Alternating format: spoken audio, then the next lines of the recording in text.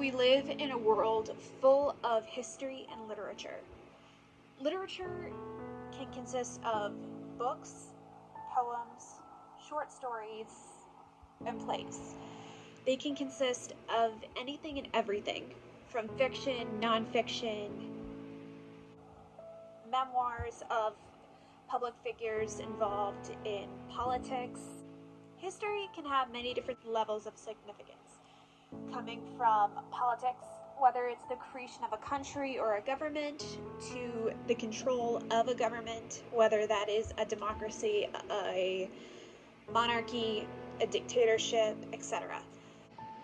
Throughout the course of this video, I will be breaking down this video into categories, ranging from the importance of having historical context when describing a story in modern terms, similarities and differences between literature, and so without further ado, let's get started. When most people look at history and literature, they normally think about how different that both of the subjects are. But under the surface, they're sort of one and the same, because most of the themes within historical events and events in books, they tend to be interwoven. So first up, literature is used to be like a reflection of the past and the future. As it is said by the works of famous English playwright William Shakespeare, he says, "It's not in the stars to hold one's destiny, but in ourselves." Think about that, if you will. History is not just something that's set in stone. And history constantly evolves as time moves on, and usually tends to focus on current events or massive developments within time, like Neil Armstrong becoming the first man on the moon, to Alexander Fleming accidentally finding penicillin, so the question is, why is all of this very historic?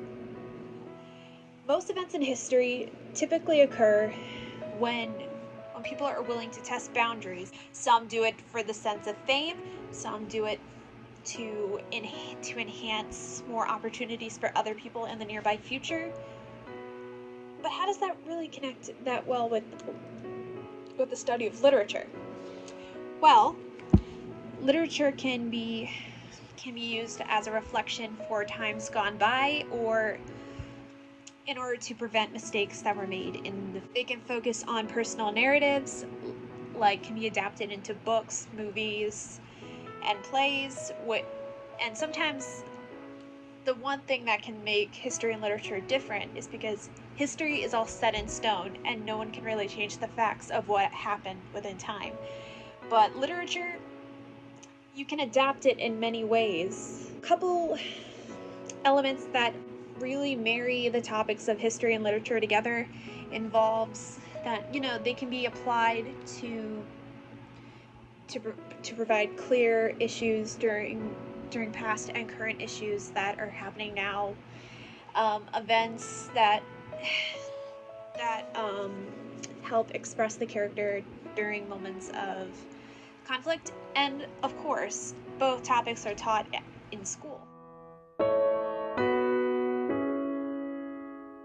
According to Grace Fleming's article, she writes that historical context is important in literature, but not only to literature, but to life. After all, because without it, what's the meaning of the whole entire story? For example, if I told you a story of the American Revolution, if I didn't bring many examples of the battles, or how many people have died, or how people lived during that time, if I don't go into detail about that, what's the point about even learning about it? Well, it depends on the details that you bring. Fleming also writes that whether the details are fictitious or not, it's important to have historic context in terms of interpreting speech and behavior, especially in this day and age when you apply something from 2 centuries ago to now, since social norms have changed as time has progressed. In addition to finding historical context, it's also important to understand that exposure to history is good, even though some of the themes can hurt. For example, in a scholarship essay by Varsity Tutors, they expressed during February 2015, they mention of a book called Beloved by Toni Morrison, which gives themes about a character trying to find her freedom during the Civil War. And it really shows of hardness of slavery. Students can read Animal Farm by George Orwell, which is an allegory to the Russian Revolution of 1918, to The Great Gatsby of F. Scott Fitzgerald, which is set in the Roaring Twenties about the idealism, social classes, and wealth. The Handmaid's Tale, which focuses on the themes of women's rights, oppression, and misogyny. Night, which is Elie Wiesel's memoir of his experiences in concentration camps during the Holocaust, in addition to Fahrenheit 451, which we will use that as an example later on in this video, which is by Ray Bradbury. Usually when high school students read these books in school, they usually have a tendency to think, wait a minute, why are we reading this? Because this is actually quite boring.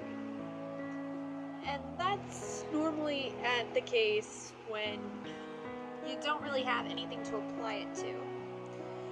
Like, you're just reading it and like, how am I gonna understand this? For example, when some people read Hamlet, they watch The Lion King. That's one way to put it. Or for people that read Romeo and Juliet, they watch West Side Story, of two groups of people that don't necessarily get along until there's two star-crossed lovers. The 72nd issue of History Today, this article begins with the question of, has literature ever affected the course of history? Well, this could go in many different directions. Like in the early ages with the stages of Shakespeare, like the understanding of introspection when they viewed Hamlet, like to be or not to be, to live or to die, as well as understanding evil, like during the play of Macbeth.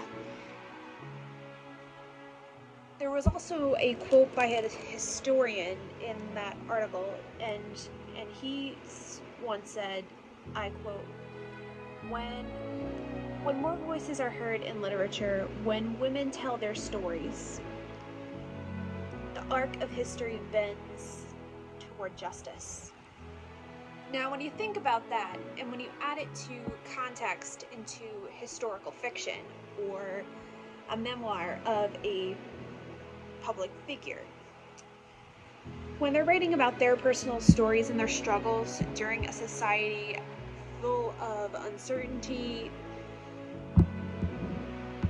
issues where the government is very controlling, it's what inspires them to want to make change or want to encourage lawmakers to make a change. And it's all based on their personal experiences.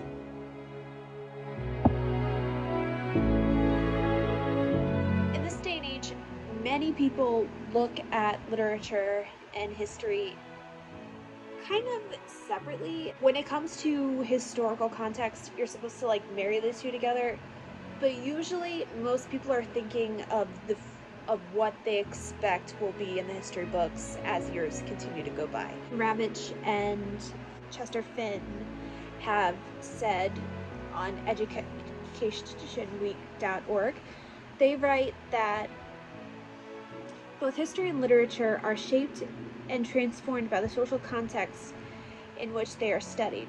As a nation, we continue to add, reconsider, and to define the history that we study. That comes with the fact that people use their opinions as facts. People's opinions are not facts only unless you are able to back them up with evidence. There have been many laws that have been passed in a couple states in the United States that have been banning books specifically for children to be reading in schools. Some of them are banned primarily because of LGBTQ plus related characters, subjects that involve racism, and most of these laws have been developed by Republican legislators. According to CNN, most of the books that are being banned in libraries at schools are more attracted to characters that are a part of the LGBTQ plus community, which include like book titles like Gender Queer to All Boys Aren't Blue. And people think like titles like that are so controversial. One of the recent examples of this book banning process was started by Florida Governor Ron DeSantis. What does this have anything to do with literature, and how can this be applied to literature? In the book Fahrenheit 451, we follow the story of a main character named Guy Montag, who is a firefighter. But not exactly the firefighter that we know of today. Doesn't go in houses and fight fires, but ends up burning books. Montag finally has a change of heart when he runs into his next door neighbor named Clarice. She tells them that books aren't bad and asks him the question of, are you really happy? Because he has a wife named Mildred who just watches TV all day and just takes pills. The ideas of Fahrenheit 451 are based around the theme of censorship, which applies really well to the book banning that is happening today, and it also represents McCarthyism as well as the Salem witch trials. When people apply Fahrenheit 451 to today's book banning issue that is happening in society today, what are the main issues that we have to worry about? According to Jennifer Atwood of the New York Times, she writes about an analysis that was conducted by PEN America, which is a free speech organization, and according to the director of free expression at PEN America, name is Jonathan Friedman, he writes, people need to understand that this is not a single book being removed in a school district, but it's a set of ideas that are under threat just about everywhere. In addition to that, like when we talk about Fahrenheit 451, in a dystopian society where firefighters have to burn books, primarily because they don't want citizens to develop their own ideas or rebel against the government.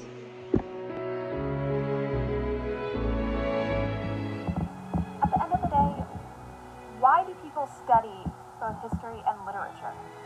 Well, we study it in many different ways. One, it can